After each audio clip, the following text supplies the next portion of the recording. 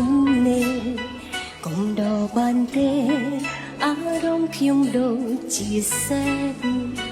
ខូចចិត្តនេះមិនធំដុំគ្រាន់ជាអារម្មណ៍ឈឺមួយផ្លែត្រីកាមិត្តភក្តិចូលចែករំលែក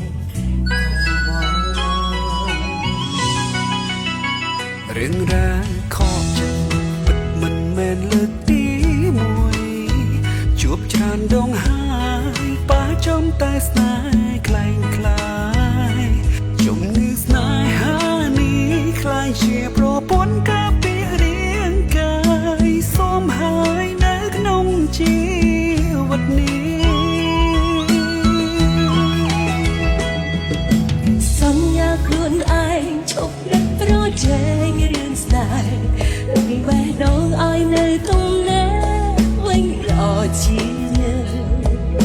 ធ្វើដេកចិត្តមនុស្សប្រផ្លាស់ប្រែប្រួលមិនទៀតដងរាំងដងភ្លៀងមិនទៀតក៏យើងច្រើនដងខ្លាយទៅជាដុំលង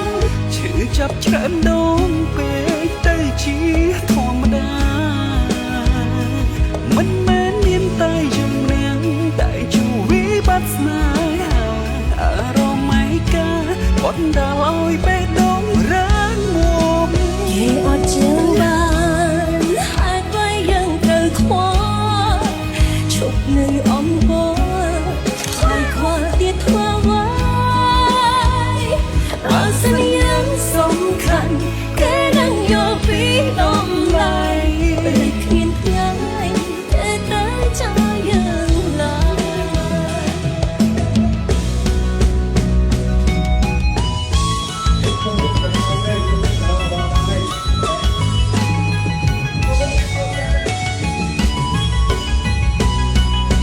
កូនចិត្តច្រើនដងខ្លាយទៅជាទម្លងឈឺចាប់ច្រើនដងពេកទៅជាធម្មតា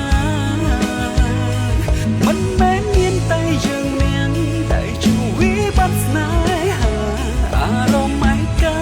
បង្រៀនឲ្យបេះដូងរាងមួមគេអត់ជឿបានហើយបើយើងត្រូវខ្វល់ឈប់នៅអំបូរហើយខ្វល់ទៀតធ្វើអ្វីអត់សន្យាសំខាន់គេនឹងយកពីដំឡៃពេលគ្មានថ្ងៃតែតែចាំយើងឡើ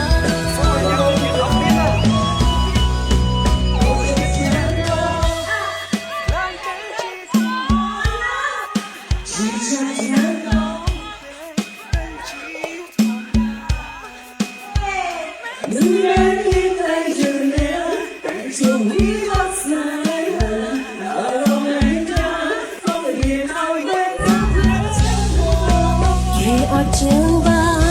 នហើយបើយើងត្រូវខ្វល់ឈប់នៅអំបូរខ្វល់ទៀតធ្វើ